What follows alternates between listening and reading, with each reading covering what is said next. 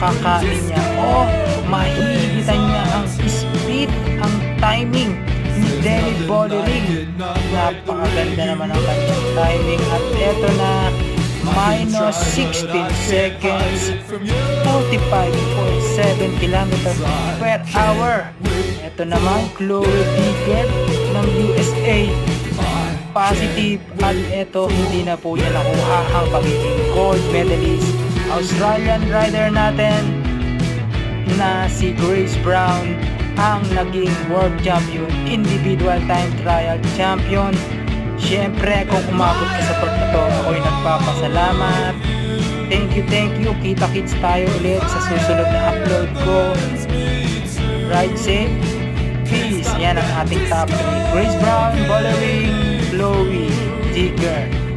Yan. At ang ating top 10. Thank you ulit, ride safe.